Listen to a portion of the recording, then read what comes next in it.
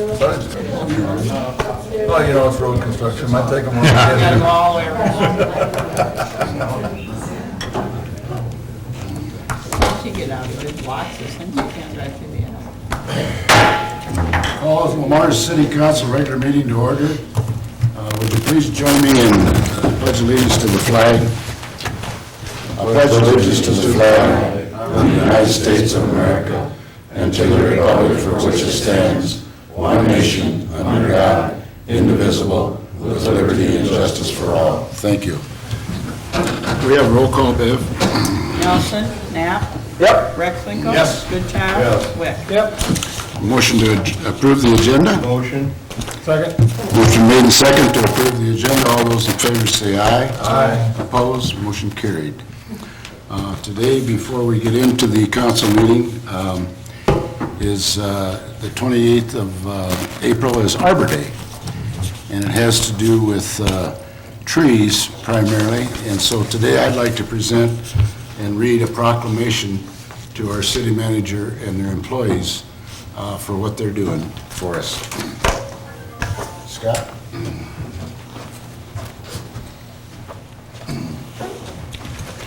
I don't know as many of you know, but about last fall, we kicked our tourism program up a notch, as everybody is realizing.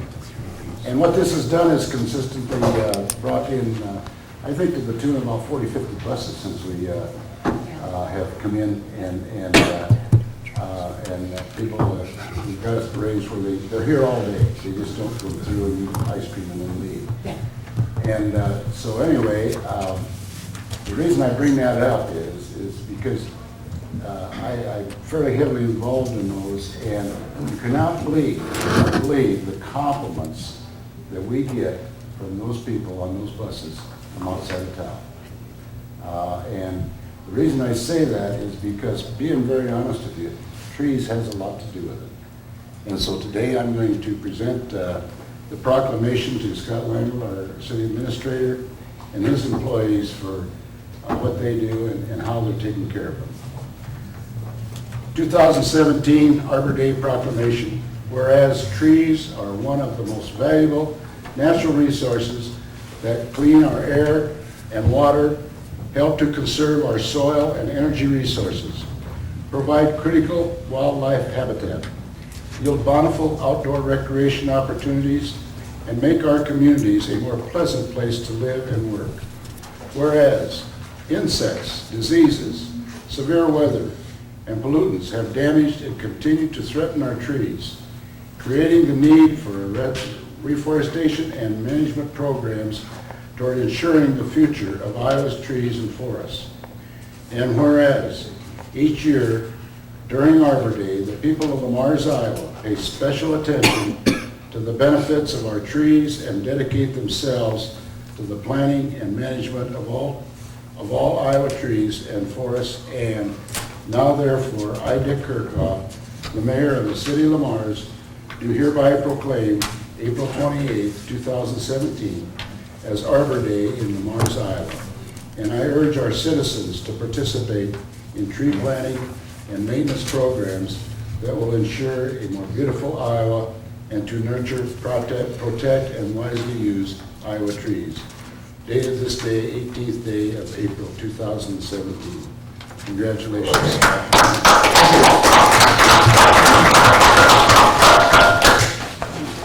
He wants a photo.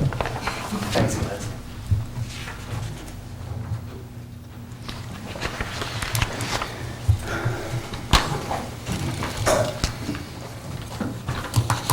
And I might add also that Mid-American is very generous each year about giving us funds to purchase trees, and they've been involved in this program for I'm not sure how many years, but it definitely helps the city of Lamar's overall.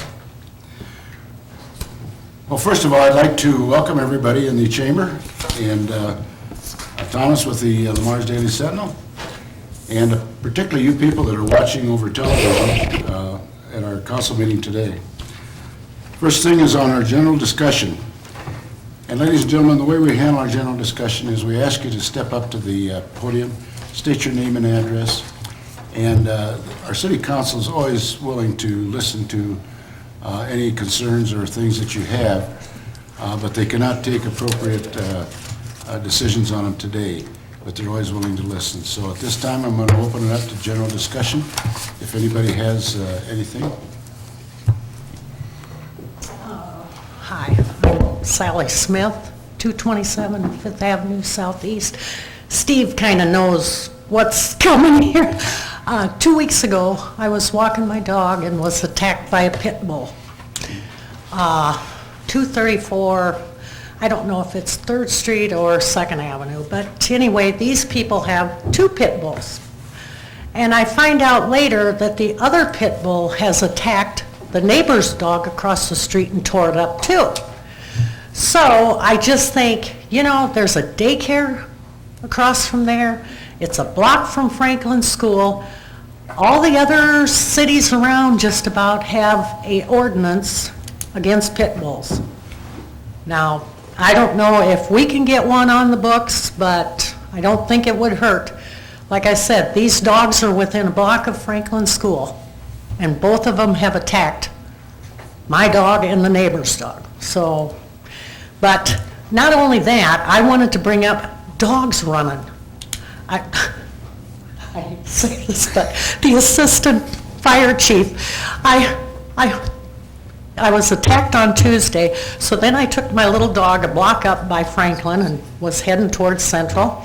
All of a sudden, here comes a golden lab, teeth bared, fur standing up, ran me out into the street. Well, it's the assistant fire chief, and he stopped by and he said his son didn't hook up the collar. I guess they have an electronic, but the way he talked, he's got it fenced to the sidewalk, which is probably not a good deal either, because the dog could reach across the sidewalk. I don't know, maybe he wants to change that, but I've had more run-ins with dogs running in town here. I've had several occasions that I used to have a little bitty black dog, and I mean, I'd have to grab her up and scoop her up and run, you know, that you'd be chased with dogs here in town. Now, I don't know whether because we don't have a dog catcher, people let their dogs run, but So the pit bulls were running loose too? Well, that's, this one was. the pit bull Like I was said, running yeah. when it attacked your dog? Yeah, he was at the house there and came flying out, and it happened so fast. He had my dog in his jaws and was just waving him like a hanky. I brought this up 2 weeks ago.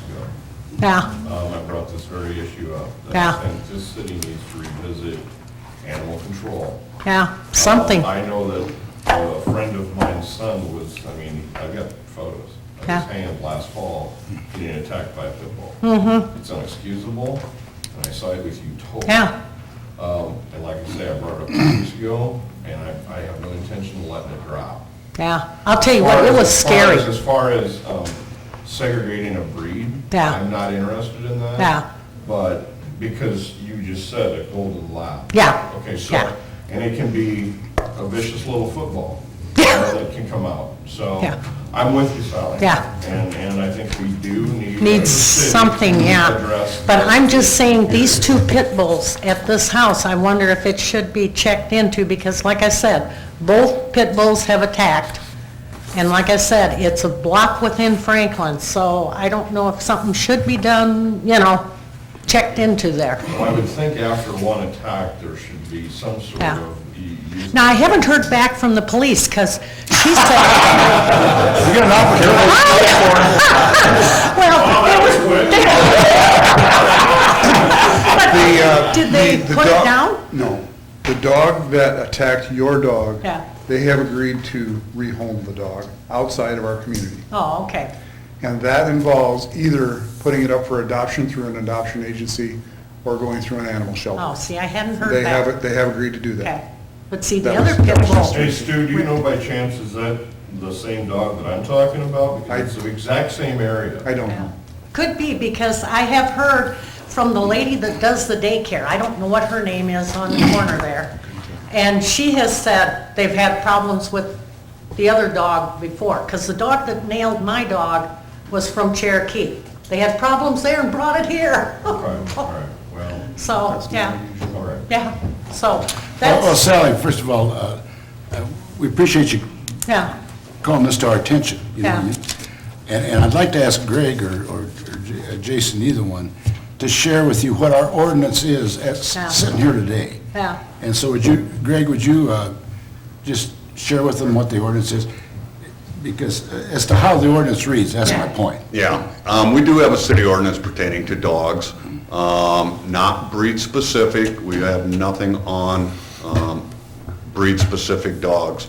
We do have a ordinance pertaining to vicious dogs. Should a person get attacked or their dog get attacked, obviously, they need to make a police report. And that's regardless of whether it's a pit bull or a lab or a golden it makes no difference, or if it's a little tiny chihuahua, it makes no difference. They need to make a police report so that the police department can investigate it. It is enforceable by the police department. The police chief will look at the reports that were taken by the officers or him personally, and they will make a determination as to whether or not this dog is a vicious dog or not.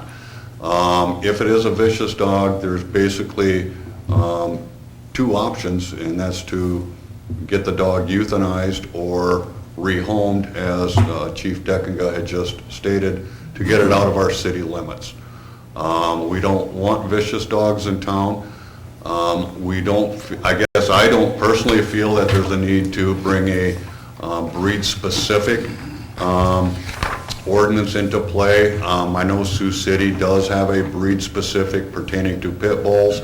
It was broadcast all over the news for a couple of years, and it was a very challenging experience.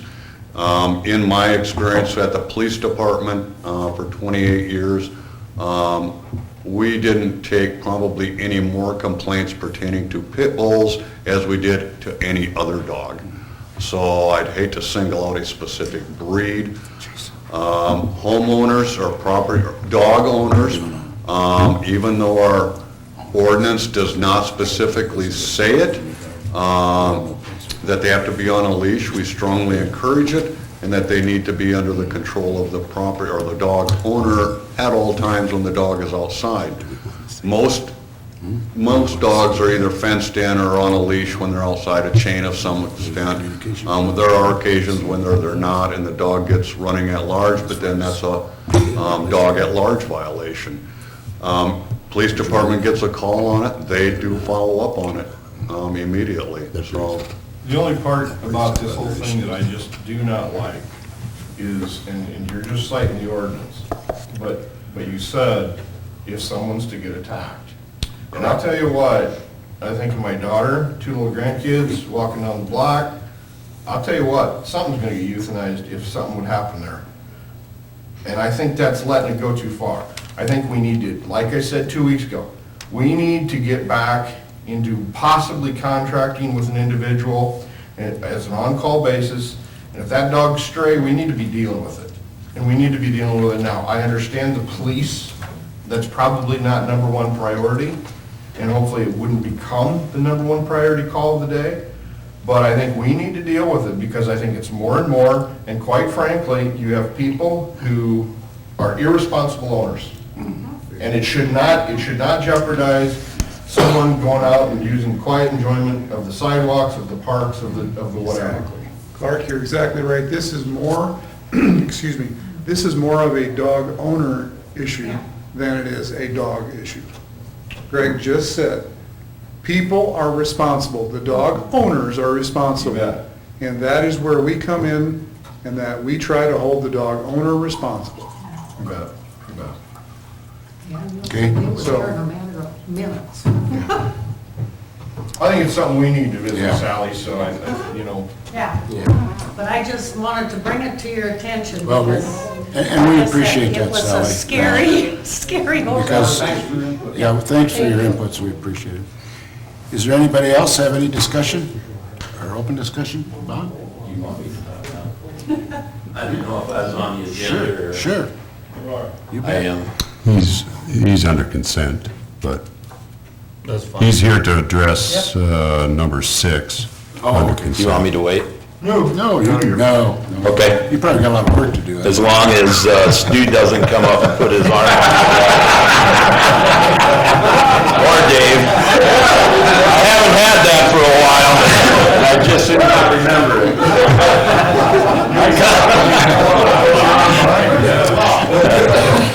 I'd personally like to see kind of how you would react. Yeah, there you go. All right, I'm here today representing my son Todd Pitts for Insane Impact. And last year we had Summer Bash out at the fairgrounds, and we are thinking about trying to move it into the Olson Center this year. Or Todd is, I guess. He's been talking with Jason on this for a couple days, and did you get some printouts and stuff, Jason, from Todd, or? What do you have there, Bob? I can bring him up there for you. He said, he had mentioned he was going to send me an updated thing, but he nodded. I don't know if it's any different than, Yeah, they have that. That I don't have. yeah, but- it's just that shows what's going on, so.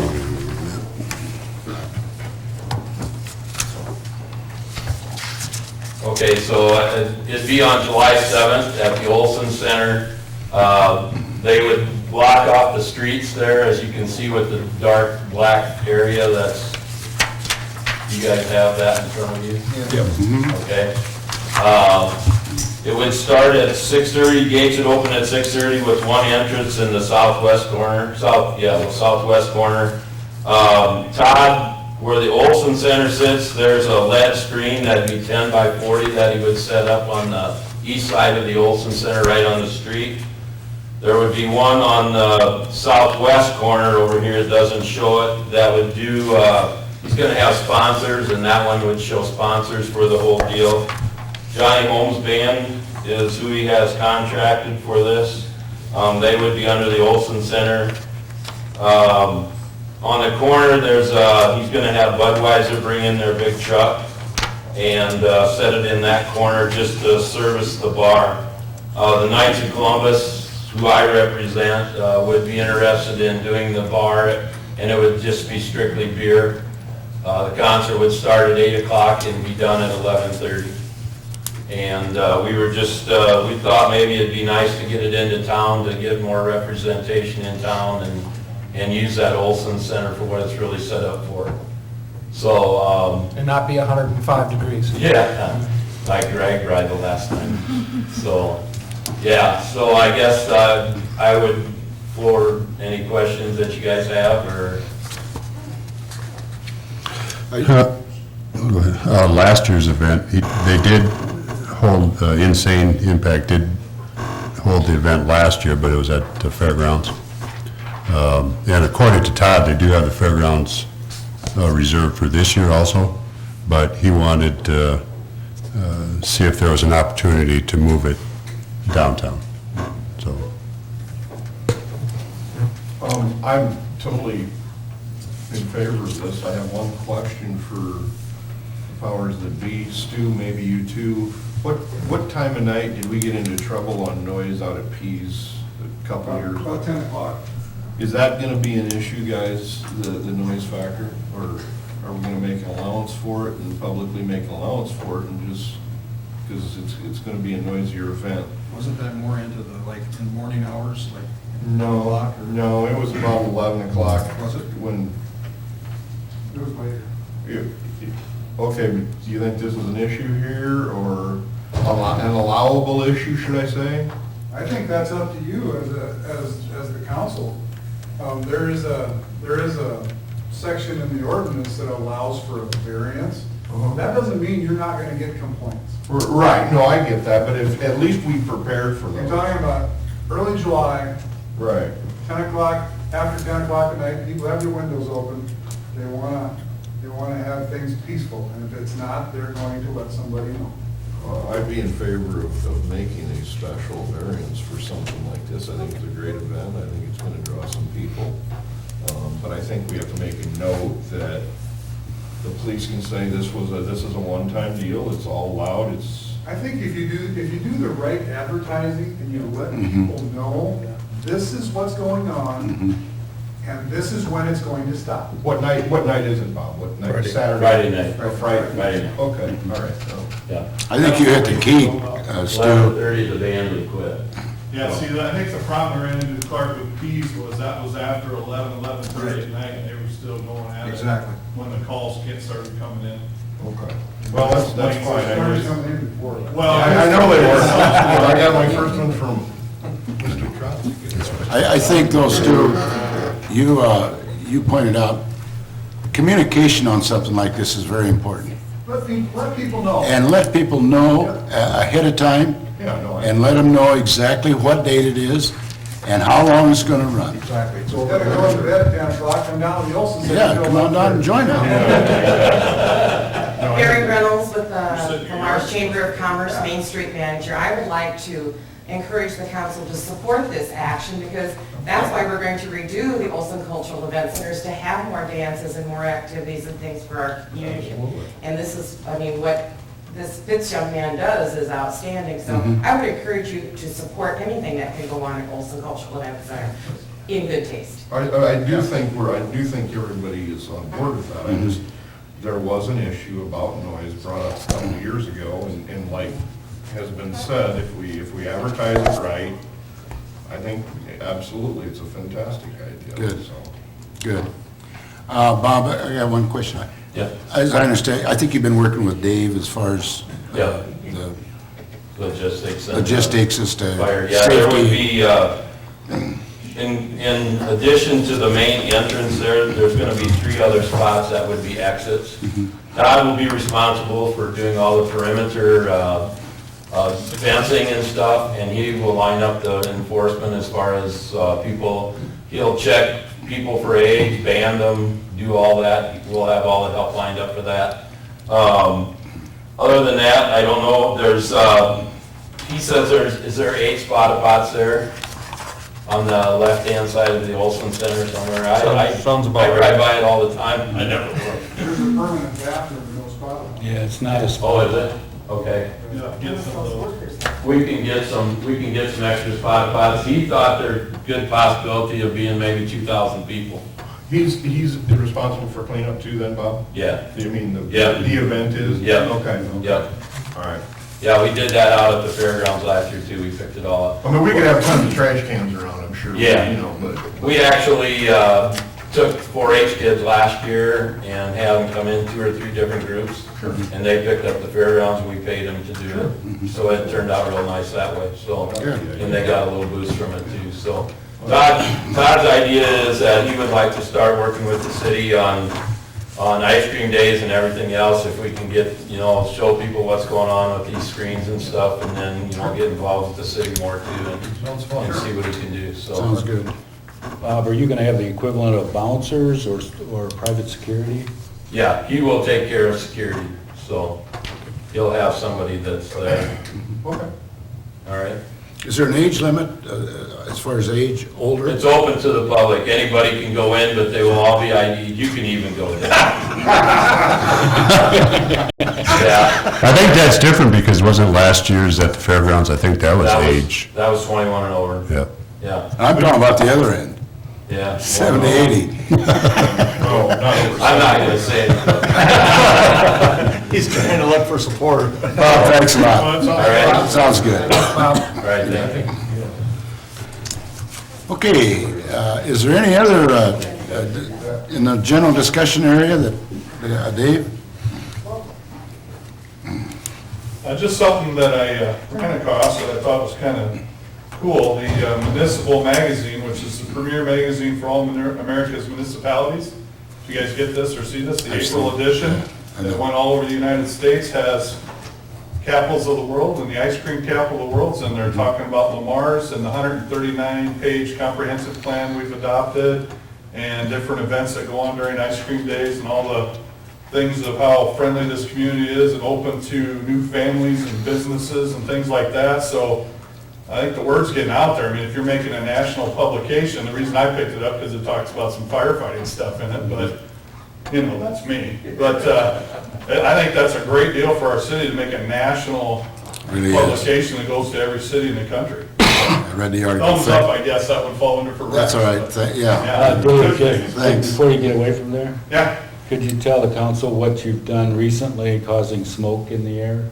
Oh, we burnt retention ponds, so the large retention pond south of the big cemetery on the east side of town, we burnt that off, and then we also burned off a little strip of waterway by Rejoice Church, and then we finished up Schaefer Park with some controlled burns, and they're all greening up pretty nice, so we've caused a little smoke, but they've all been controlled smoky things, so that's a good thing, we didn't lose them. That's embarrassing, so, yeah, we've done as many city things as we could, now everything's kind of greening up. We are gonna look at the pond around Walmart's pond down there in the fall, to clean that up again and stuff, and so far, so good, it's looking really good. Thanks a lot. Thank you. I don't know when I caused smoke, what you meant. Any other discussion? Thanks, Stu. Anybody else? Hearing none, I'm going to thumbs up over John. Clark? You want to make a special introduction? To our, Oh, to our sit-in? yeah. Jennifer, yeah. Jennifer, what's your last name again? Jessica Knoll. Oh, Jessica, I said Jennifer. Jeff Goodall. Jeff is representing our fine attorney, namely Joe Flannery, Who's all moving around? and he's out messing around someplace. But anyway, we wanted to meet her, and she's filling in for Joe. She works part-time for Joe, or is in the same law office. And so Jennifer, it's nice to have you here. Thanks, Clark. I didn't mean to. I'm all done. Just thumbs up to all of the nice noticeable people that how quickly our Highway 75 project is going. People are noticing and they're appreciating it. Good, we appreciate the comments. Also on the library work yesterday, holy smokes, that was impressive. Very impressive, moving all of the volumes over to the Eagles Club and having that ready to go, that was awesome. So you had to trust Scott. He said he'd have the help and he got it there, so. Okay, Rex? No, those were my things, so we're good. Okay. Oh, I didn't mean to step. That's all right. They were good things. Okay, moving on to the consent items. All items listed on the consent agenda will be enacted by one motion. There'll be no separate discussion on those items unless a request is made prior to the time the council votes on the motion. Today we have 6 of them. The first one is approval, 8 of them. First one's approval of April 4th, 2017 regular meeting minutes. Number 2 is a list of the bills for the period ending 4/14/17. Number 3 is the March 2017 monthly financial statement.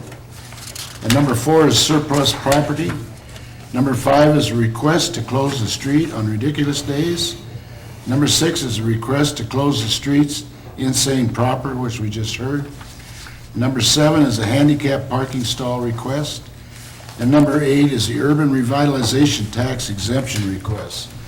At this time, I'm going to ask the council if any one of them has one of these to pull or any of them to pull. I'd like to pull number 5. Number 5, okay, go ahead. Ridiculous Days is, again, not sponsored by the chamber anymore, is that correct? Okay, so this request is coming from the business people on that street? No. No. The original request is coming from a business owner, but not on the block that they're asking to be closed down. Okay. And she mentioned in her letter of 25 business interested. Would that mean people with small business coming in on the street, not the businesses on that street? Correct. Correct. She mentions 25 businesses. I've talked to her a couple times. As of the late March, she had 5 committed. Okay? And of those 5, still none of them were on this block. Okay, so their intent is to bring in outside businesses. They also want to do food trucks and stuff like that. I did call 5 or 6 businesses in this block that answered that I could get a hold of. They were all in favor of something happening, but how they would participate was at different levels. Mayor can speak more to why the chamber's not doing it anymore, but there was a lack of interest of those businesses to come outside. They would still hold stuff in their stores, but they wouldn't come outside, so last year there was not a need really to shut the street down. Well, we did request it last year and got approval for it. 4 years ago, we decided to try and revitalize what Ridiculous Days was. And we shut down the street and had people in the street from outside of downtown and private businesses, you know. But last year, when we tried to do it, we just couldn't get any support. And we had asked to have the street closed, and you had agreed to close that for us. But as I continued making calls to see who would get involved in the promotion, we just didn't have the support. So therefore, we let the city know that we were not going to hold a Ridiculous Days and close the street. It was driven by the media and the stores themselves if they wanted to have a summer clearance sale. So that's why the Chamber of Commerce is not doing it anymore. Any questions else for me? But the businesses on that street are not objecting. The ones I talked to, John. Yes, Jason. The ones I talked to. And Clausen's, I went in and I talked to them on the phone. And I happened to be in there one day, and both Terry and Stacy were there. I mean, so they were for it, and they were fine. Terry had made the comment that, if they can attract people downtown, then, and some of those people come and shop in their stores, they're fine. Terry usually puts some Puts a stuff. lot out. He really is the one that does the most. Yeah. There's a few that don't put out anything, and some keep their tables within or put their tables out that morning, but, a private business is trying to make a stab at getting involved and getting people out there, but it's your decision, whether you want to close it. Yeah, because, We just didn't have enough last year to warrant closing the whole street. We maybe would have had a fifth of the street, so that was full of tables. So I think it's up to you guys to make that decision of how you feel about it. yeah, and then the reason, when the request came in, my first hesitation was that the request came from a business lot not located on what was going to be a closed street. So I reached out to those, just the main question was, if we do this and we close the street, I wanted to make sure with those businesses that there was no hard feelings or they got upset because we closed the street down. And then their argument would be, well, how are our customers supposed to get to our stores? So that's why I talked to who I did, just to make sure that they were fine with it. It was Clausen's, it was Hotop's, one, called the Flower Shop. There was 5 of them, Sunshine. So I talked to 5. Rust. I don't think I talked to Russ, because I think he might be closed by the time this, isn't he done July 1st? Yeah, but isn't that inside? Oh, this is June 12th. Yeah, July somewhere 12th. in there, anyway. Yeah, so, I mean, when I talked to them, they're fine. If it happened, it happens. But like I said, very few of those that I talked to said that they would take stuff outside. But, But there is a difference between 5 and 25. So yeah, and I think maybe she didn't get into explaining that, and I didn't push her on it, but they had 5 committed, but more that showed interest, and maybe they didn't commit because they didn't want to commit to something that may not happen. I mean, because especially she talked about food trucks, okay, and I don't know if they're going to commit to something if they have no place to go, but, and I haven't talked to her for maybe 3 weeks, so maybe the 5 is larger now, I don't know. Okay. I don't know. So, I mean, I guess if I had to give you a suggestion, if the chamber's not, if it's not a chamber event, maybe you try it one time, and if it doesn't work, then don't do It it. should bring business to that lot. Yeah. I mean, if they get what they say they're gonna get, then, yeah. Okay, Mayor. Dave, could you come to the podium and say the good news about the surplus property? Oh, yeah. The good news was left out of the agenda. That's right.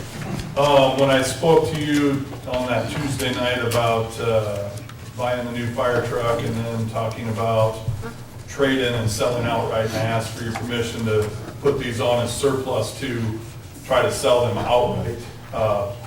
We've got buyers for both the fire trucks we wanted to get rid of to purchase the new one, and we are $30,000 better than what we would have received on trade-in.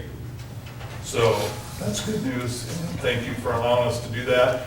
One of the trucks will go to Sac City, who just recently, last week, had a fire fatality in a house, and they're in need of a truck. They had a transmission go out of one, and then the other truck will not leave until the new truck is here. That's a year from this coming July, so July of 18, and that will be going to Kinearm over by Fort Dodge. And they need a rural truck that hauls some water, so it worked out for them. They're saving a little money and we're making some money, so it was a good deal for both of us, kind of like we did with that rescue truck to Alta a few years ago. So thanks for allowing us to do that. If you so choose to do that, you'll deem them surplus property today and we'll make $30,000 compared to trade-in. Thanks. Thank you. Thank you, Dave, for your efforts, for doing what you're doing on that, because it's a huge thing. Okay, any other? Make a motion to approve consent items 1 through 6 and item 8, and by resolution, item 1722, resolution for item 7. Okay, is there a second? Second. Motion made and second to consent items, run that by me again, John. Consent items 1 through 6 and 8, and then by resolution 1722, Okay, item 7. yeah. Can we have a roll call on that, Beth? Can I ask one? Yeah, go ahead.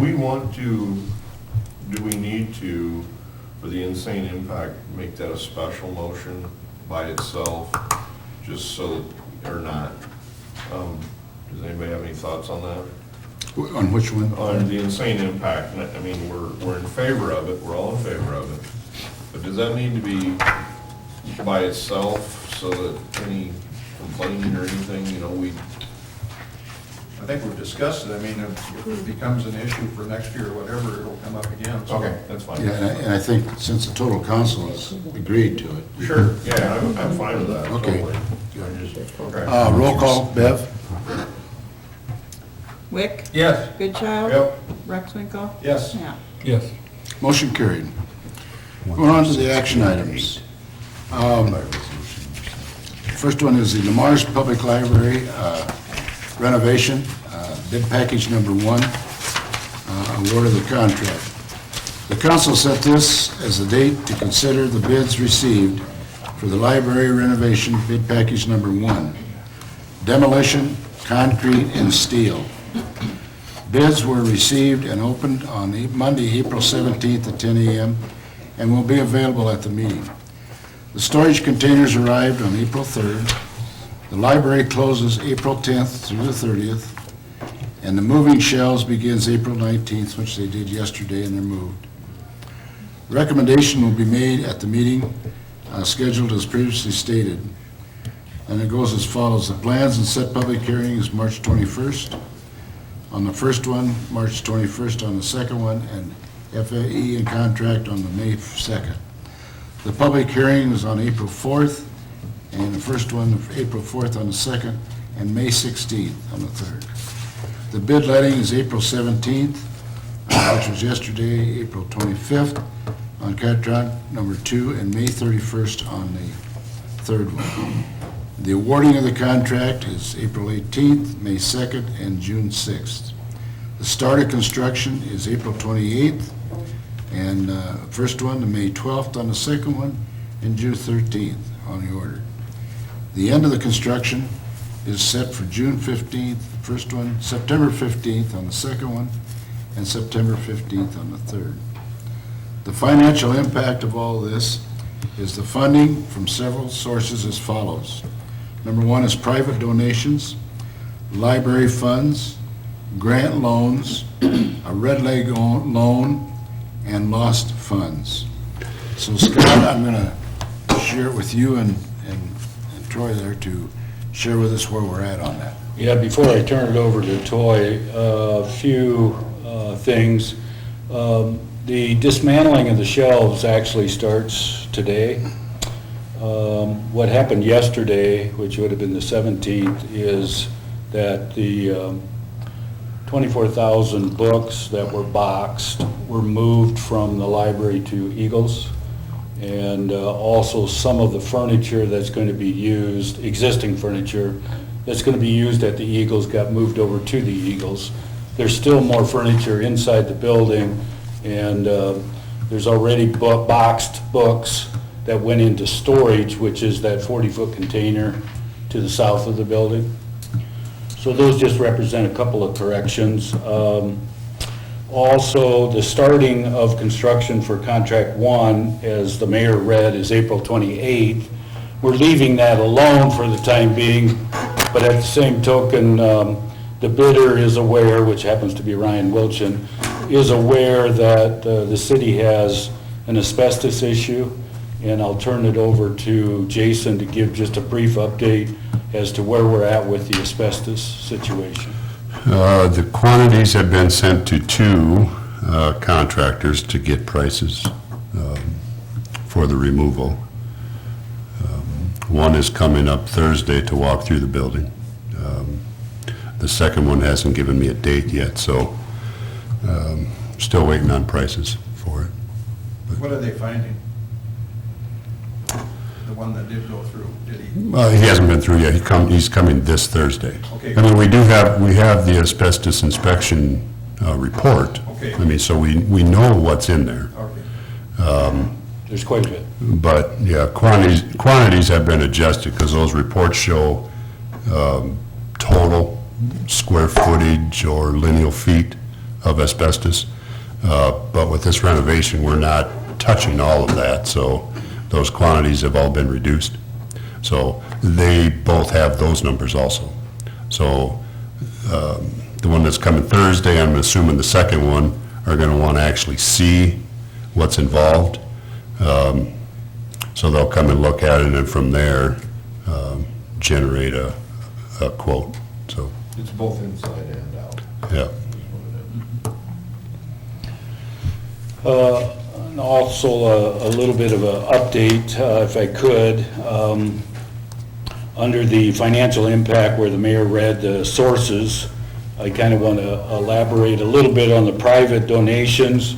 We are already kicked off with doing additional fundraising through private asking of citizens and businesses to contribute to the cause at the library.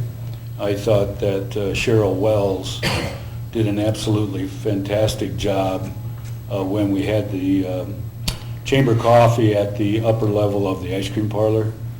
Anyways, she did a really fine job, I thought, on requesting that people take a look at that proposition and go deep inside themselves to see if they're willing to help us and give and assist with the cost. So we're going to be doing more of that is the moral of what I'm saying.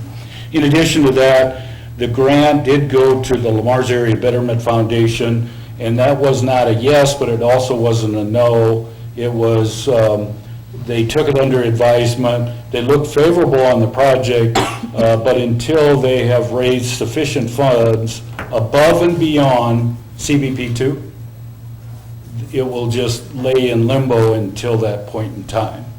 So I think that's good news, because I think that group is going to greatly exceed their original goal of just the match of Wells Dairy. So, and as you heard 2 weeks ago, they have already attained that milestone. Thirdly, on the Red Leg loan, that went in via IADA a few days prior to the end of March, is what I want to tell you. So it was prepared by a combination of people. Shirley did a lot of the narratives, Jason assisted, Simcoe assisted, Christy Collins and myself assisted, and we filtered all of that information into the Iowa Area Development Group, is what that acronym stands for. And they are the ones that pulled it all together and sent it into the USDA. A red leg is a USDA proposition, and so we're very hopeful to hear third quarter results from the USDA about the funding of this red leg loan. And what that is, just to refresh your memory, it's a $300,000 no interest loan, 10 years. That should give us sufficient time to do the private financing, to also be able to fund the lost portion and any other grants that might come in that might be delayed. We would have a funding source for it until all that happens. So with that, I would turn it over to Toy to tell you what the results of the bid opening yesterday was. Wilson Brothers was the low bidder, and he submitted a bid for the entire bid package one, which included 3 sub-bids. Sub-bid number 1 was the demolition, and his bid price was $55,700. Sub-bid number 2 was the structural steel, and that was $17,500. And sub-bid number 3 was $24,200. We had some conversations with Scott and Brian and myself after the bids came in, and talked about a few areas where we could get some deducts possibly, and looked at getting a little bit of money back on that sub-bid number 1 demolition item, just because there's some logistic items that the city staff may be able to handle differently in a manner that takes it out of the bid package itself. And as we talked as well, bid package number 2 has sub-bids number 4 through 20. As we talked yesterday, we deleted one of those sub-bids because of how the progression of work needed to happen in these first 3. Wilchin did include some of the work in one of the packages in these sub-bids. So this kind of includes some of the work that should have been in bid package number 2, and we're taking that out of that next bid package. What was the demo? The demo was $55,700. Yeah, hey, what's the third number? Okay. Third number was what, 24? $24,200. Oh, 200, got it. And the second was $17,500. Yes. And how does that compare with estimate? It is higher, but like I said, he had taken some out of bid package number 2 and put it into this bid package just by the logistics and the scheduling as he looked at it closer. And we've talked about a few things that he'll look at some deducts with the asbestos removal. He's got it covered in the bid right now because, the other bidders don't know maybe the asbestos information that he did. So he bid it as the documents show, which doesn't show that there's asbestos in it. So some of that will come back as a deduct later when we know what the ramifications of the asbestos removal, how that's going to affect the work we need to do. What was your estimate on it? My estimate was right about 60,000. 60? A little further description of the items that would be pulled out of those under some value engineering. But the way value engineering works, in this case, we would need to award based on these figures and have a contract. Then we can visit with the bidder about reduction due to economies and city help and the issue about the asbestos. So instead of using a dumpster, I proposed we'll use a city dump truck. City will pay the landfill for the disposal costs straight up and not go through Ryan. The city would use a dump truck to haul the rubble. And the rubble, we already got a contract with Del Kellen, I think, as all of you know. So we weigh the rubble as it goes in, and 85% of it comes back out as aggregate, and so we pay for the crushing of that aggregate. And so that's a valuable product to us, and so I want to make sure that all the rubble gets out to Del Kellen so it does get crushed. So that represents a deduct. And then as soon as Jason, working with his subcontractors on asbestos abatement, figure out the total and well, I should really say the net effect to the demolition contract in Ryan's bid, then that portion can be negotiated out of Ryan's bid, because the asbestos subcontractor will take care of it. You see what I mean? And one of which you guys can all put your hands around, the canopy that juts out to the north, those 4x8 sheets or 4x4 sheets that were used to build that thing has asbestos in it. And so I've got a funny feeling, since we're demoing the entire canopy, the 4x4 sheets will come off in their entirety, and therefore Ryan won't have to deal with it. That just gives one example. So there's a number of other things that was in the package number 2, like Toy indicated, and in visiting with Toy and Ryan, the city would simply, City Public Works and Public Facilities Department would take care of that as a city in kind.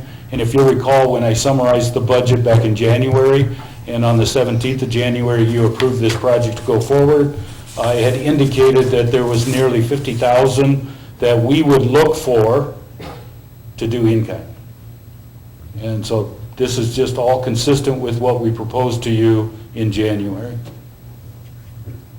With that being said, I would recommend your approval. How can we approve the amount, though?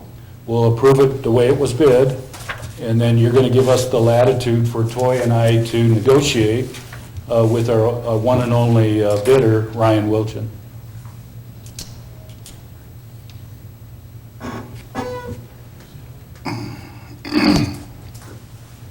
Questions for Scott or Tom? If not, I'll entertain a motion. Motion adopting resolution 17-23, contract of library renovation bid package number 1 to Wilson Construction of Lamar's, Iowa, in the amount of, what's the total of all of them? $97,400 even. Second. Is there a second? Subject to negotiation. Well, no, we'll deal with it inside. Motion adopting resolution number 17-23, awarding the contract for the library renovation, bid package number 1 to Wilson Construction in the amount of $97,400. Can we have a roll call on that, Ben? Rexwinkle? Yes. Goodchild? Yes. Knapp? Yep. Wick? Yes. Motion carried. Okay, moving on. Is the police chief search consulting services. Excuse me, earlier this year, Mr. Duckengay gave notice to the city that he would be retiring on July 1st, 2017, after 38 years as a police officer, 22 years as a police chief. The Public Safety Committee has met regarding the future opening and hiring City Council, process to fill the position. The committee felt that it may be benefit the city to bring in an outside consultant to assist in the process. Jeff Kaler, Consaler Consulting LLC, was contacted and has provided information regarding the services he provides. And I believe we got Jeff on the phone, right? Yes. Is he on there? Okay. Yeah, Hi, Jeff. how are you all? Good, good. Staff and Public Safety Committee recommend the contracting with the Kaler Consulting LLC, and the contract terms and information regarding Mr. Kaler are attached. We did meet as a Public Safety Committee, and I will share that the general consensus of the meeting was that we get a hold or work with a consultant on a consultant basis. And there's several reasons for this. As I shared with the Public Safety Committee, the day we had our first meeting, is this is going to be quite a project.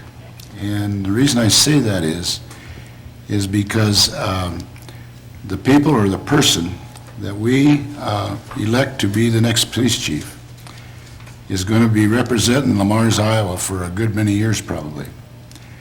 And we need a person that is very qualified, has a great deal of leadership, and is very good with the community. And so the decisions that we have to make is going to be fulfilling. The other thing is the fact that this is going to be involved with some civil service people. It's going to be involved with screening very closely of applicants that we get in, and many of those things. And so this is one of the reasons that possessed to hire Mr. Kaler to be a part of the organization. We're not saying that Mr. Kaler has given us options in the list here. We can take any or all or none of what we want, but I do think that there's going to be some areas in hiring this individual that we're going to need some help on. So after saying all that, I'd entertain or welcome any questions from anybody. I guess, I've got a few questions. Okay. What is he offering us that we can't do on our own? Well, there's, just a minute here. I mean, I guess, let me continue. As I understand, the way this is structured, Dick, the job of hiring a police chief is your job, and I... No, it's not my job, it's the committee's job. I think okay, I'm not gonna argue semantics, but Yeah, I'm not gonna- it was up to the mayor to hire the police chief. But Stu has done an outstanding job. Yep. For everything that I know, Stu's done a very good job.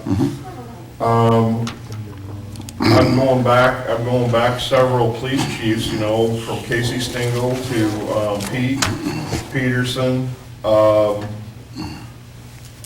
But I think there was kind of a bad one in there. And he came from out of town. And I'm a little bit, I'm not saying we have to hire from within, but I would surely think that a group of Scott, a council person or two, Dick, maybe somebody from the sheriff's department, could form a committee and do just as good of a job. Because one thing that I've talked to several people about this, and one thing that seems to be with the Lamar's Police Department and the Sheriff's Department is we have a group that gets along pretty darn good. And I think that's very valuable. So I'm just asking, and I'm not against this guy, I don't know him, Mark, but... this was my recommendation, I really think this is the way to go. It's a little more complex than taking applications, doing interviews, and selecting somebody. You have to have, according to Chapter 400 of the Iowa Code, you have to fall under civil service guidelines, which Lamar's is a civil service community. Okay. You have to give an original test. What Jeff Kaler offers is it's called an assessment center. Jeff, if you can hear me, chime in anytime you want to. But what that assessment center does is it qualifies as a test. He also will be able to offer you some applicant screening. He's got a lot of experience in looking at people who are applying for this job. Okay. And he can give you a short list and say, look at these people. Right, okay. And then it is up to your committee to do those interviews and make the final selection. I think what the Public Safety Committee is looking to the council to approve is that let's use Jeff Kaler's services as the funnel. Okay. And let's take it down to that manageable number that you want to do interviews with. And I think that's the goal. Does Jeff sit in on interviews too then? Is he part of that? I think he'll Or do he what just- you ask him to do. He does. So what is the price on this, Dick?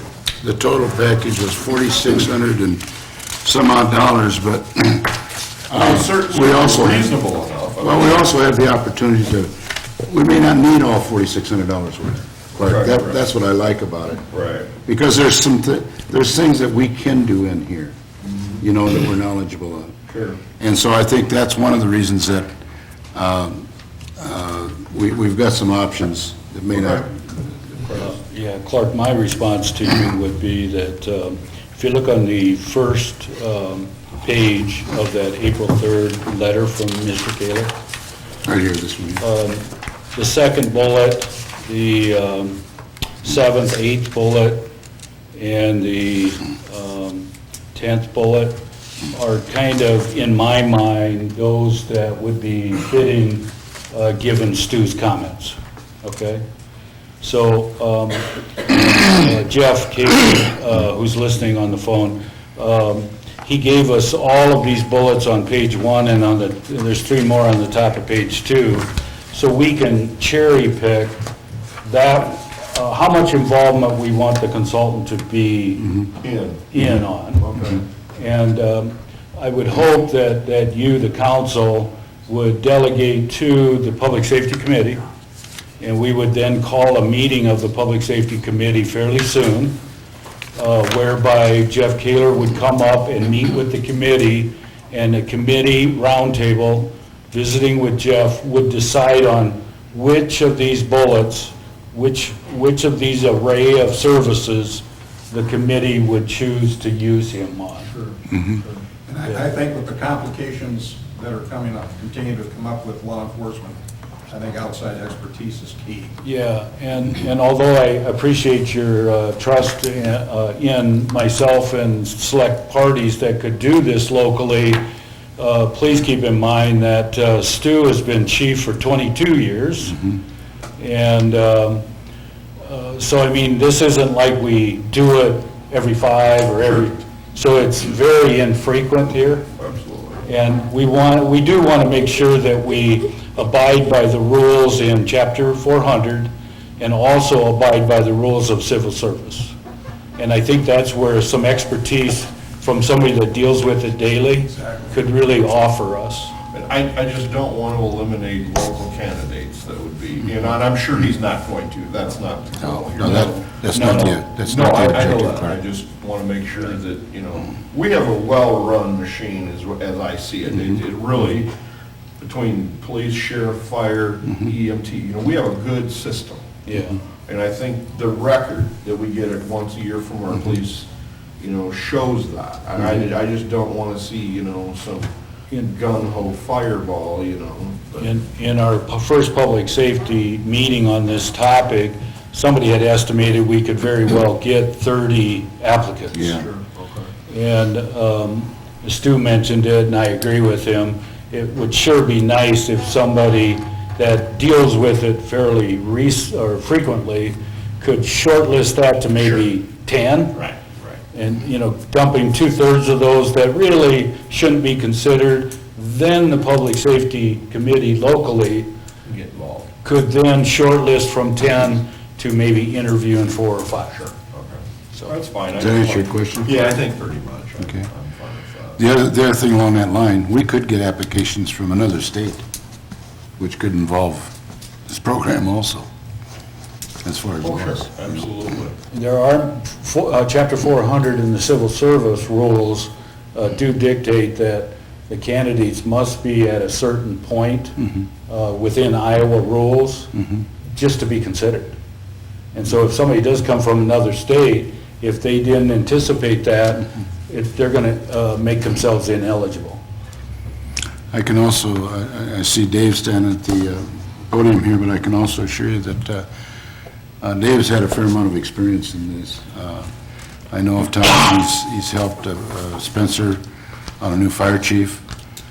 He's had experience in when he was on the assistant fire marshal's area.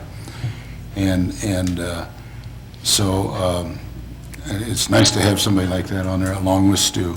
We're just trying our best to pick the best chief we can do for the city of Lamar's, not only 5 years down the road. The one thing that I would like to bring up, and I'm thinking back to Bill Cole now, is this the time when we tell whoever we hire to help us that one of the requirements will be living within the city limits of Lamar's or in very close proximity thereof. I mean, I think, Stu, you're outside, but I have no problem with where you're at, but I just don't want somebody living in Hinton or in Sioux City and coming up to do the job.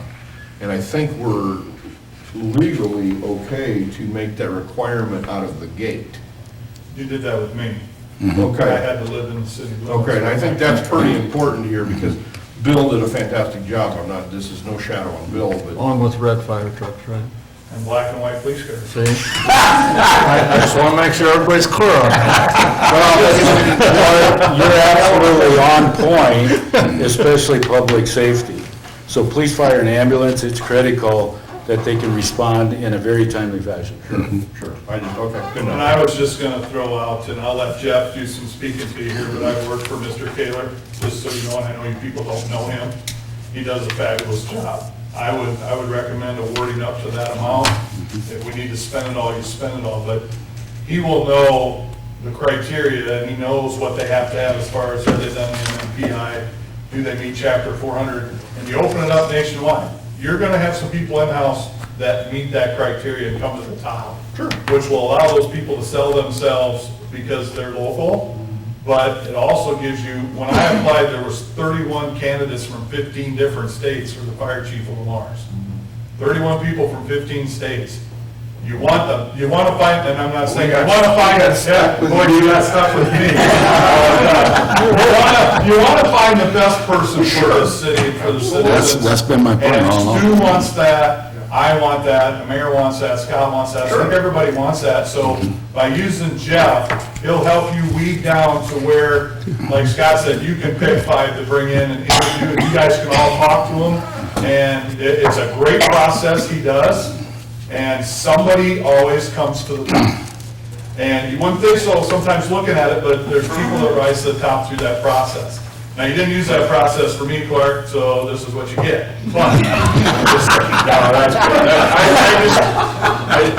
I've said my piece.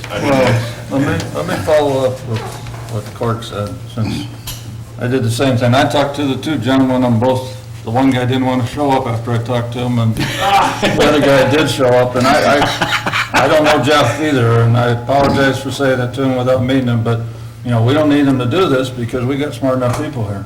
And we know what we want, and we know what we're gonna get.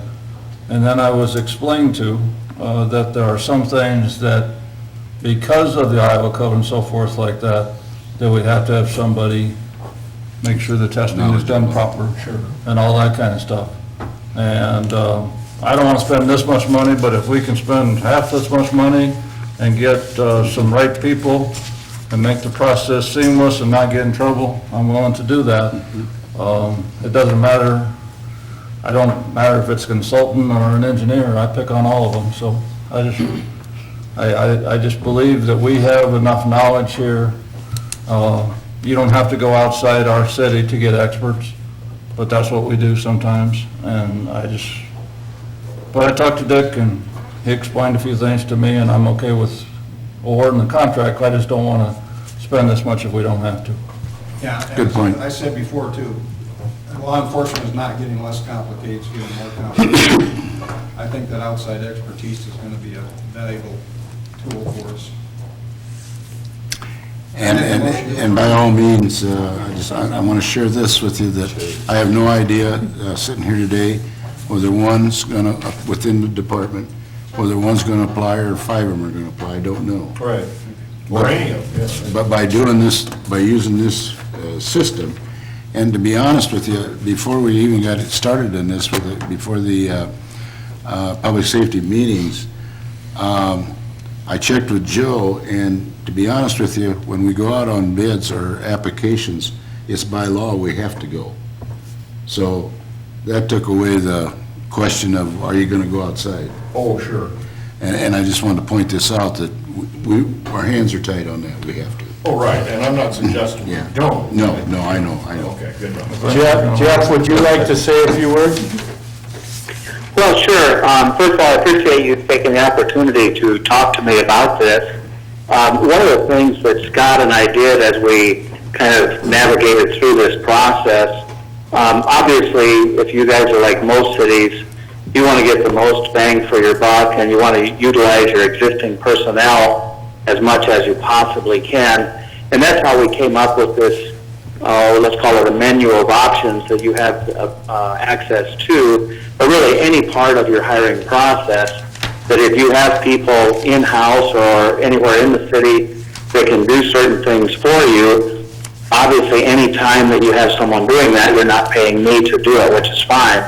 But there are some cases where you may need assistance, whether it be in the legal requirements from hiring a police chief or actually administering an MMPI or physical agility or something like that, where you may need help. So it kind of gives the city the reins to the horse, and you can pretty much dictate, we want to spend this much money, so we'll do this much ourselves, and we'll call the consultant, when we need to. So it kind of gives you the freedom to pick and choose what help you need and what money you spend, so you can control your costs instead of many times you'll get a consultant that will come in and say, well, I'll do this process and it's going to cost you $15,000 plus expenses. There you're pretty much on the hook, whereas this option is somewhat of a hybrid where you can pick and choose what services you want to try to provide yourselves and what things you might need some help from me with. And hopefully between the council and this hiring committee that you've put together, the public safety committee, we can kind of get a pretty good idea, what you're looking for, what your timetable is going to be, and those types of things. And like I say, it should help minimize the cost of the process. All that being said, this is a very important hire, and it's more important that you do it right than you do it cheap. So this option, I think, will give you the ability to get the best of both worlds. Is there any questions for Sue? Okay, any questions? Do you have any other questions? Jeff, roughly, how many towns have you done this for? Oh, gosh. I've done it for about 20 years. I would say a minimum of 30 cities, and many of them multiple times. Okay. Like I've helped the city of Spencer hire their last 3 police chiefs, and that started in about 1996. And I've done multiples in Marshalltown, DeWitt, Iowa City. But I would say 30 or 40 cities at a minimum, and many of them multiple times. Well, if you're getting a repeat business, they must like you, so that's... Yeah, we're just... so far, yeah. We're just looking for one for 20 years, okay? Yeah. Well, I hope I can deliver. Okay, thank you. Jeff, thank you so much, and we're looking forward to meeting you. Okay, very good. Thank you. Thank you. Any other questions from any of the Motion to council? approve an agreement with Taylor Consulting LLC to assist with police chief replacement. Is there a second? Second. Motion made and second to approve an agreement with Taylor Consulting LLC to assist with the police chief replacement. All those in favor say aye. Aye. Opposed? Motion carried.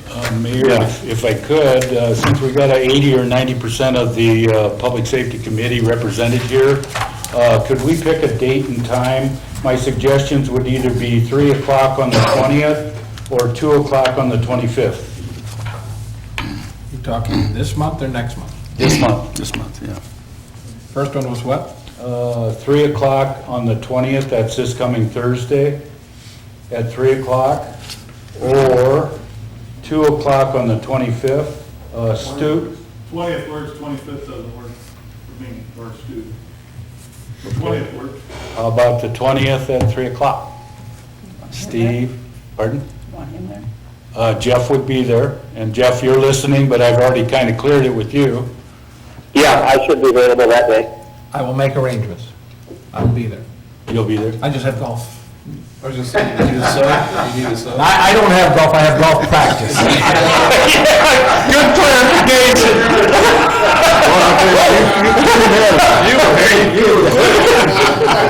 And I'll have to call Ken. Ken is missing, so I'll have to call him. So we'll plan on it? 3 o'clock on the 20th. 3 o'clock on the 20th appears to work with at least all the representatives here. I gotta look, I don't know. Go, yeah, let's go. Okay, 3 o'clock on the 20th? Will that work for you, Jeff? Yeah, you want to just send me an email with the location and such, so I'll know where to show up at? Yes, I will, Jeff. Okay, perfect. Thank you very much. All right, thank you. You bet, thanks for calling, and I'll see you on Thursday then. Okay. One other thing that Scott and I visited about, and that is immediately after this or within the next day or so, I would suggest that we get with our local police officers and share with them where we're at and where our plan and where we're going. So just to keep them informed, because I know there's questions out there right now that, when or what you're doing. So we are going to communicate with them as soon as we can. Okay, moving on. Discussion. John? Nothing there. Clark? The only thing I'd like to suggest is, Jason, maybe the safety committee, that I do want to visit this dog issue. I don't want this dropped.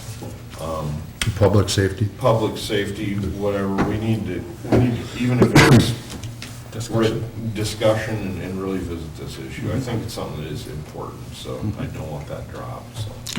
Anything else? Nope. Steve? Rex?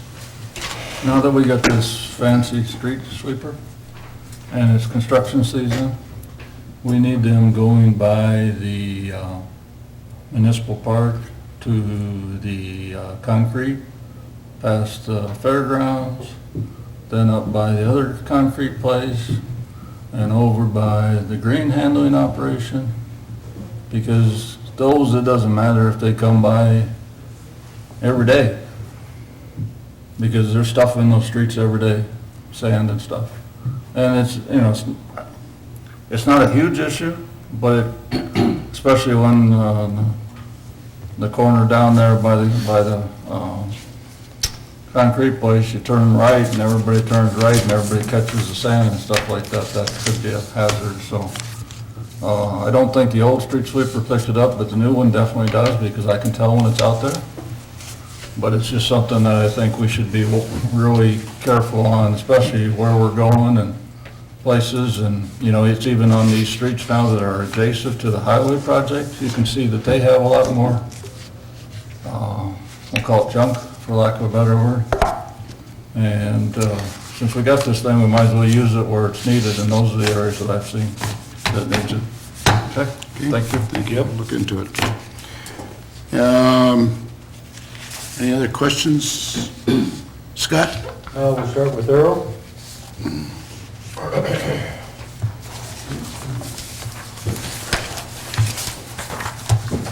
Okay, I'm Earl Dwyer, the airport manager of Lamar's here. And the first thing is, this is a 2017 report, not as a 2014-15. I wasn't trying to make myself look a little younger. So that way you wouldn't qualify for your retirement. That's right, I would take my Medicare. Our mission statement at the airport is to be an effective part of the transportation system of the city of Lamar's, Iowa, and Plymouth County. We also want to maintain the ability of the city of Lamar's and Plymouth County to be competitive with other cities and counties for new expansion business opportunities. Another great important point that we feel out there is that we need to provide a positive first impression of Lamar's. And with this, it's important to note that the other departments of the city contribute to this. The street department with snow removal is vital to keeping that airport open in the wintertime. The parks department with the treatment and mowing of the runway grass areas provides a really good view of our airport. Any of you have been around different airports, you'll find that is one of the things that a lot of people do not maintain.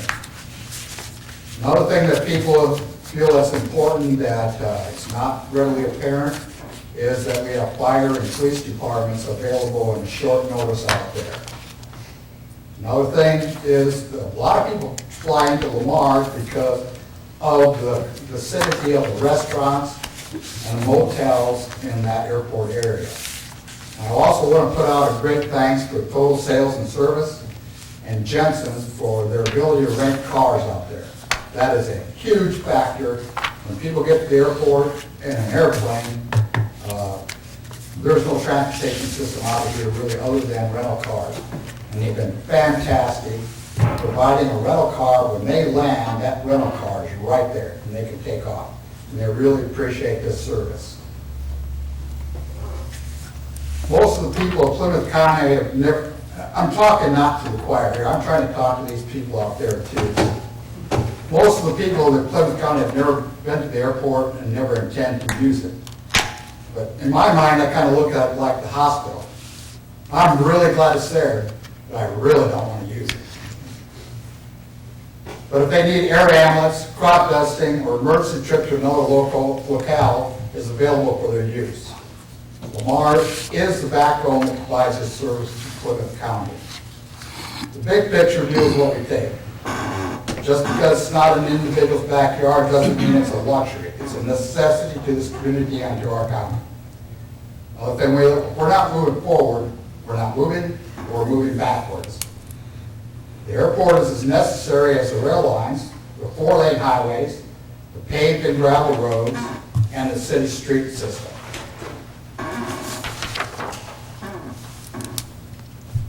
To maintain and improve the viability of our air transportation portion of the system, the City of Mars, in conjunction with the Airport Advisory Committee, a lot of the guys are sitting right up there, Bolton and Mink Engineering, the Federal Aviation Administration, the Aviation Division of Iowa DOT, have embarked on a plan that includes taxiway reconstruction, allowing the construction of a private hangar out there, lengthening the runway to 5,000 feet to be able to fit into insurance standards for medium-sized jets. Now, some people could say, well, we see a lot of jets flying in and out of there today. Matter of fact, there was 2 of them in there this morning. This is a time of the year when the air is what we call heavy. It creates a lot of lift. This allows us to generate a lot of power out of these engines. Now, when it's 85, 90 degrees out there, these jets lose a lot of their power and a lot of lift can get out. So a lot of the jets you're seeing right now, you're not going to see this summer. And we want to be able to bring these jets in at all times. Another thing that people don't think about is a fractional jet ownership. We have a lot of people that fly in here that utilize fractional jets. But because of their rules operating on different rules than, say, Walsh Bunny does, they have to have a longer runway no matter what. We're certifying the approach systems to allow landing and reduce visibility. The purchase of easements to ensure the instrument pro system stays safe and the minimums aren't raised. We remodeled the terminal. I don't know how many people have been out there, but it's a fantastic terminal now. People come in and comment it all the time. The DOT has been in here and they think, wow, you guys do care about this airport. We've got a request in for security fencing. That's one of the things, I have to take a TSA test every year to make certain that our airport is secure. Individuals will understanding what a suspicious individual looks like, what just a general person that's curious looks like, and part of that is what could you do? Well, we put up some security cameras out at the airport, but we also need some more fencing. With all the new housing going up out there, this is critical, and we've asked the state to participate in it. But as you all know, the state is busy cutting, so I don't know what our chances are of that. And of course, we're going to continue with our preventive maintenance of the airport infrastructure. We are moving our AWAS to allow expansion to the south. We've got a good airport advisory committee. We've got a good leader here with visionary looking. And so I think the city of Lamar's is in great shape.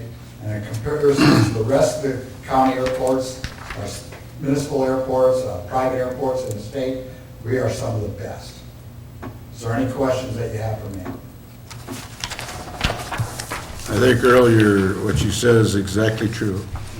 Let me share with you that I remember very vividly when we set up the airport committee back about 4 or 5 years ago. And that's when we were working with the FAA, remember, down in Des Moines. and that's what kind of set this whole program up. Since that time, and I believe in following through, but since that time, that committee has really gotten involved. It's made decisions on our terminal out there that Wells and the city went together on, of what they do. We've been able, we have a program set up for every third Thursday in the morning at 7:30. That's when that committee meets. And I'm going to share with you, there's a lot of things get done on that committee that day. It's very evident. I want to say one other thing, that I have been out there personally when planes have come in, and it was right after we had remodeled our terminal out there, and I've had more compliments from planes that are flying in jets or the other, that make the comment, man, you have really got a nice terminal here for the size of this town. They're very proud of it. The other thing that we work real hard on economic development every day, and I'm going to give an example back about, I don't remember, 4 or 5 years ago, or 3 or 4 years ago. We had a gentleman fly in here, unbeknownst to anybody, by the name of Pat Feenstra. And Pat builds dairies around all over the Midwest here. And he shared with me, he said, I'm going to tell you something.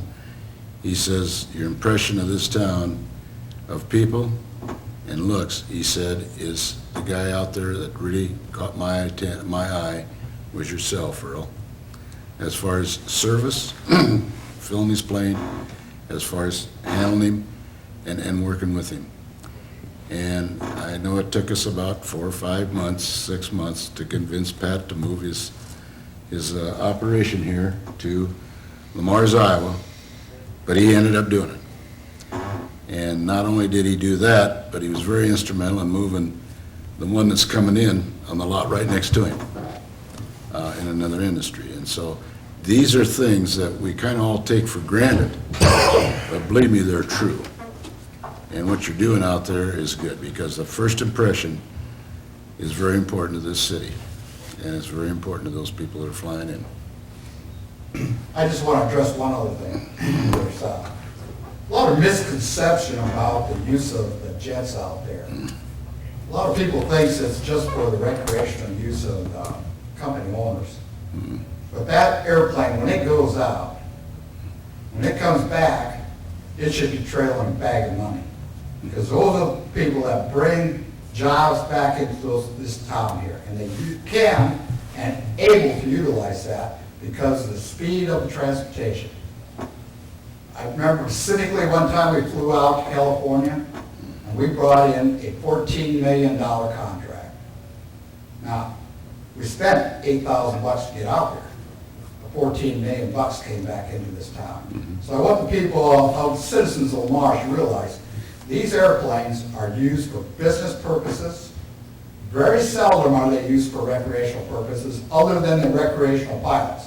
We have the recreational pilots. But the businesses are using their airplane to make money. And that's what they do for this town. That's all I have to say. I'd like to also echo both Earl and Dick. Every time I've seen Pat for the last 6 to 8 months, Pat Feenstra that is, he states it to me as well. He's very impressed with Lamar's. He located here because of the friendly people and how well we keep our community and how well the community shows. So I think we need to take pride in that. And so he built himself what he did along 24th Street in the industrial part. And currently the footings are already in and the stem wall is in for the hangar that you leased here a few months back. So that wasn't all in vain. It's he pulled the trigger. The steel is laying on the ground for the frame, and the concrete is in the ground where we leveled that site off late last fall. And so that project is going to be reality very, very soon. In addition to that, I want to comment on AWAS. Jerome Dreckman got too late in the year last year, so he promised me this spring, and he's pulled that trigger, and so he's out there working on getting us an above the floodplain area to relocate our AWAS. So that is happening as I speak. Thank you, Earl. Thank you, Earl. Next, I'd like Todd Lancaster to give his report for recreation. Good afternoon, everybody. And you can kind of follow along on the report that I put out to you in your packets. But we'll kind of start with just a recap of last season on the outdoor pool, indoor pool, and the YMCA. And we'll start with the outdoor pool. The numbers that you see on there are from Memorial Day to Labor Day, but last year's attendance, we had by far the most ideal summer that we have had since I have been here for everything from weather-wise to repair-wise to you name it out there. Over 2,100 more people in attendance out at the outdoor pool last summer. Over 17,500 people went through the gates, and that's just the paying customers. That does not include everybody that participated in like the swim lessons, which you can see we had over 575 kids that participated in swim lessons last summer. All the different events that we hold out there at each summer, the swim team and the pool parties, the triathlon, you name it, are all listed on there.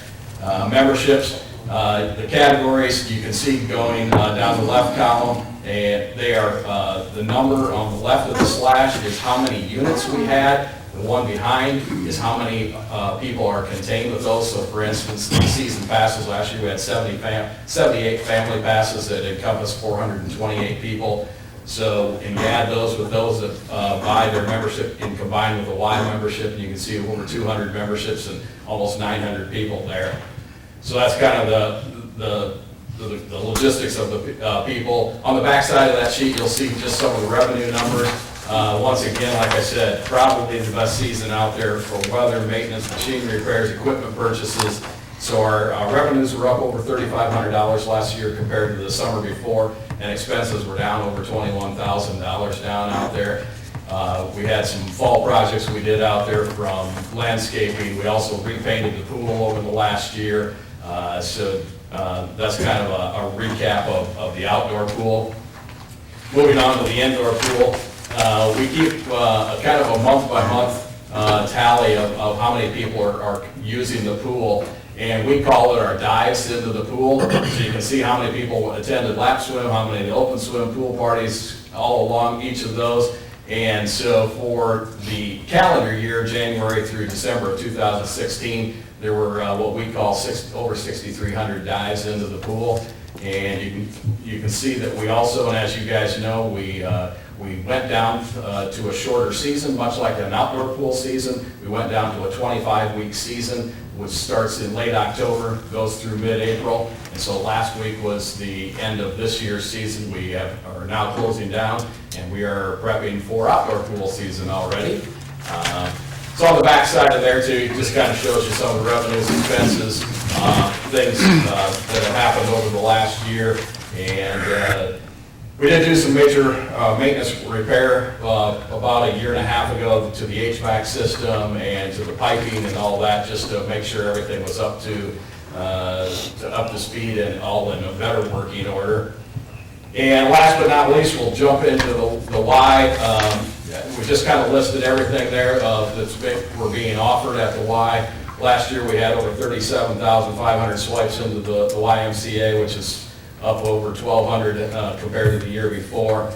We're getting more and more into wellness programs, so not just the recreation programs, but we're diving into things such as the diabetes prevention programs.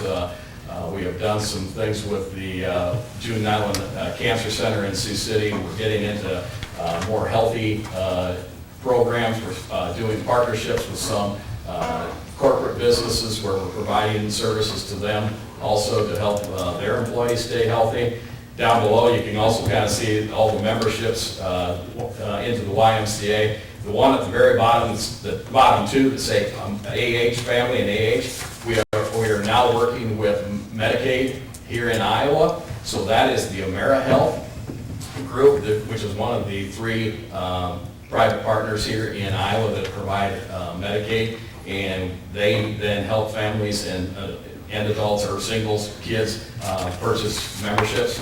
to come into the Y. They have to do health assessments, and they have to meet requirements a number of times to participate or come into the facility to use it to qualify for these. So that is a new thing over the last year that we have been partaking in. So that's just kind of a quick recap of everything. Any questions from you folks or comments? Or?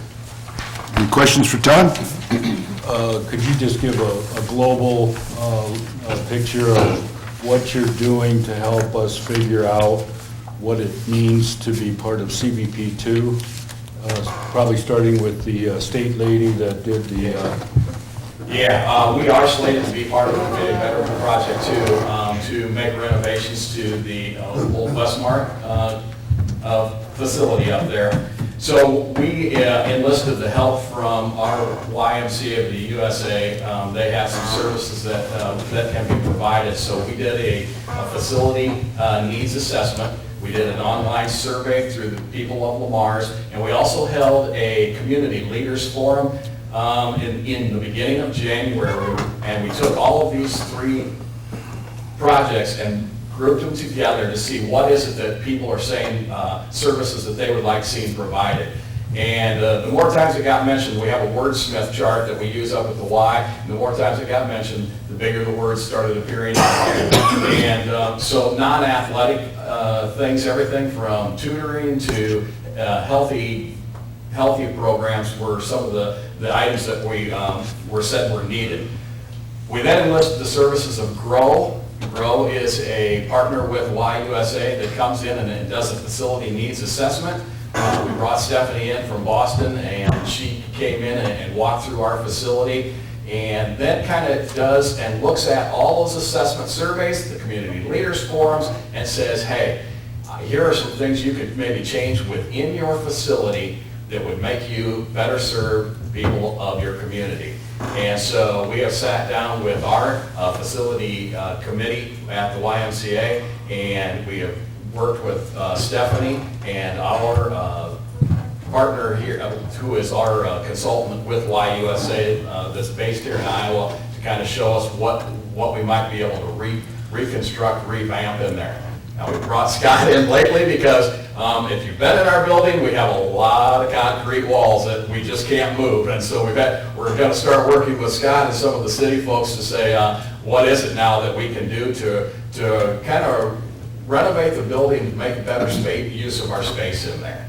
So this has all been taking place from about last November until Scott and some of our group met last week. So it's been about a 5-month ordeal, 6-month ordeal already to get this, but we are moving forward now and taking a look at what we can do up there. So I asked the group, Todd and the group, to give me a bulleted narrative on what it is that they locally, as a board, would put together and say as the needs within the facility, eliminating all the fluff that the state folks that he mentioned and the national folks, eliminate the fluff. And so an analogy would be the library, just to put it, let's make the brick and mortar and all the concrete he's referring to, known as the CWC, let's make that the best it can be. And what is that? And so Todd has given me 3 bulleted lists, one for the CWC, one for the indoor aquatic, and one for the outdoor pool. And so I will be taking that now and massaging that myself, getting to understand what a scope of work might look like so that we can go to the architect that we have selected here locally, which is CMBA, and I think you've heard this before. They have also contributed to Lamar's Area Betterment Foundation, both in cash and in-kind work, so pro bono work. And so we intend to use CMBA, and once I get a scope of work put together for the CWC and the 2 pool areas, then we will contract with them, and that contract will be forthcoming to you. Okay. Any other questions for Todd? Anybody? Number 1 item on all those lists is getting the office front and center, right? It's one of the top ones, yeah, to have a more controlled access to the facility. That was kind of, Yeah. but I think that's pretty important. Okay. I'll go through real quickly the remainder part of my list. At the Lamar's Little League, we have expanded the parking to the west of the current parking. Public Works peeled out the sod, and then the contractor dumped the asphalt crushings, and Public Works leveled those off. The Lamar's Little League board will take their own funds and coat that with gravel so that it looks like the balance of the parking lot. So it is a public-private partnership in that regard. Heath has been really good to work with. The sewer to the coffee drive-through along Business 75 has finally been figured out, and Ron Kaiser is making the arrangements with the combination of PSS doing the survey and Mauser doing the directional boring. Out at the campgrounds, you'll start seeing some renewed work on the site that we filled in the pond, and part of that will be a dozer to level off the mounds of dirt and the muck that has now dried out, leveling that off, and then we'll bring in new dirt if we need it in select areas out there in order to gain a firm footing, if you will. Also, your water staff directly will install the water main across from the, essentially the gate of Municipal Park all the way over to and just past the shelter house.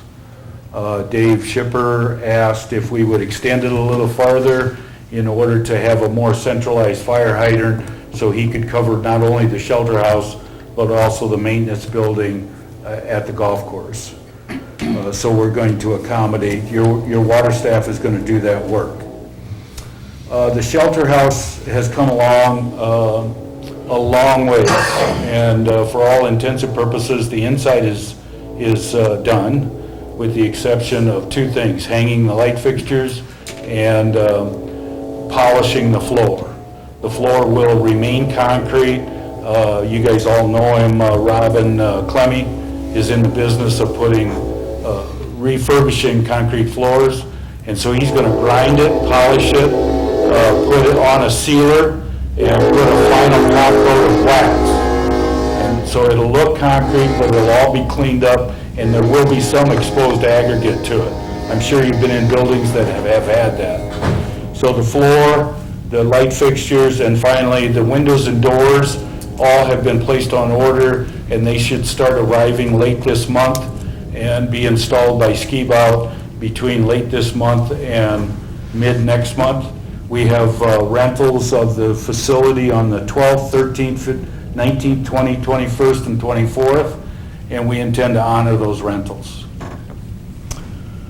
As the mayor mentioned, work is being done on those first two lots out in the Lamar's Industrial Park second addition that's at the corner of 24th and Lake, and that is a firm that was brought to us by P.W. Feenstra, and they're called Haringa.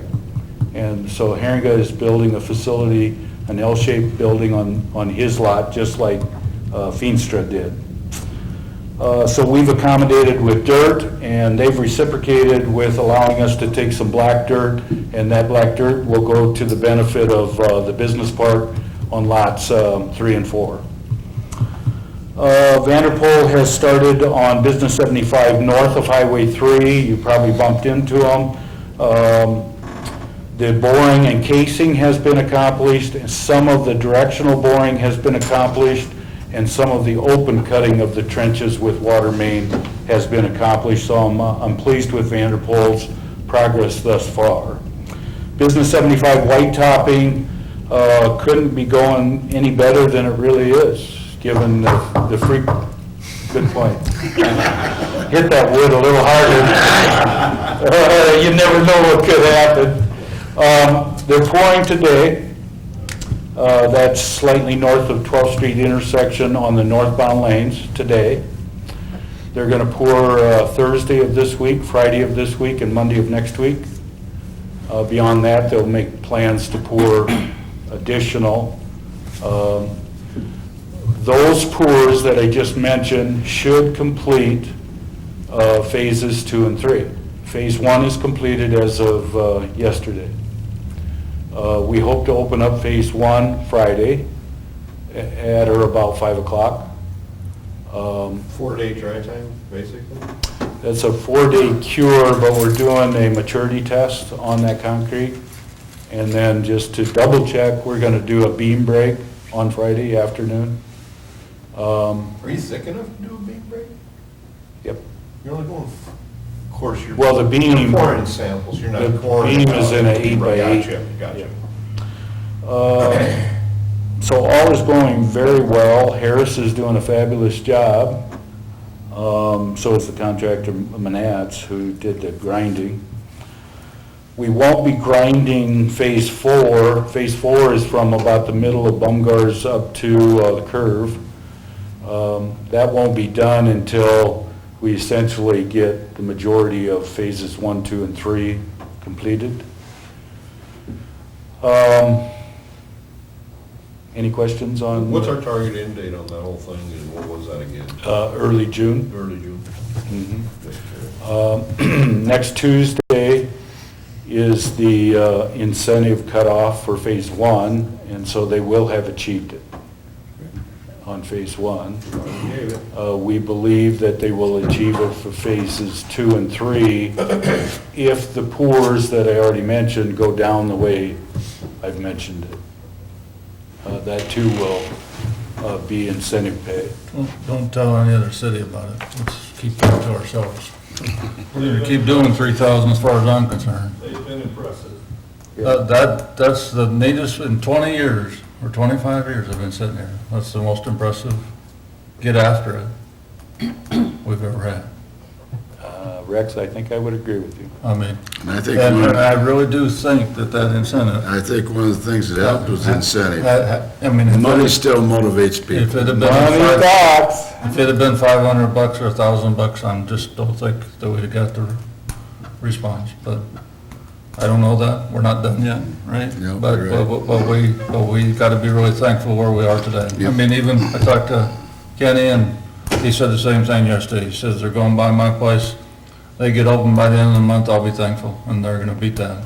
I am disappointed Ken isn't here. Well, I just wanted to, that's what. As much concern as he expressed, I'll be making a phone call to Ken. Yeah, he said this is amazing. You know, he's as amazed as he was disappointed last year, let's put it that way. Yes. They've been there on weekends, I mean, Yep, till dark.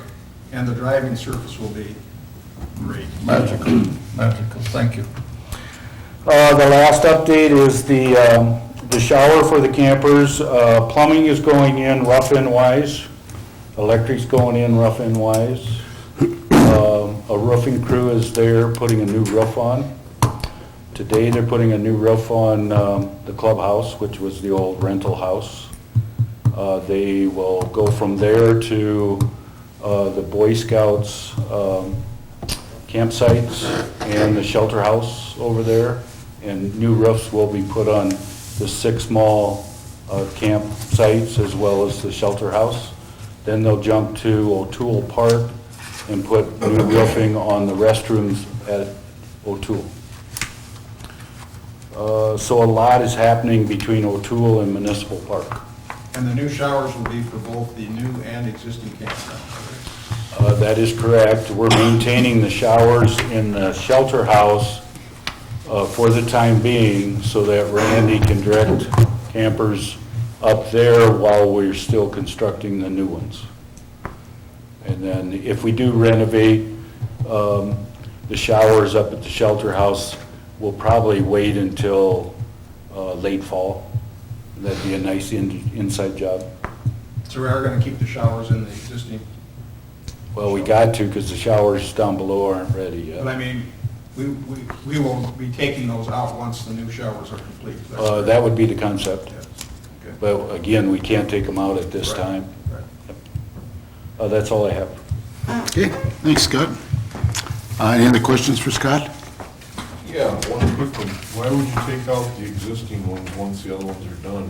I mean, we're gonna be offering enough camp spots and spread out enough to where wouldn't both of those be utilized pretty well? Or, and this is strictly a question, I mean, It's not firm that they would have to come out. because I mean, what would we use the space for if we took them out? It's strictly the rental of the shelter house. Or the convenience. We also use that in Clark for like storm shelter area for the campers too. Right. That's where we send them.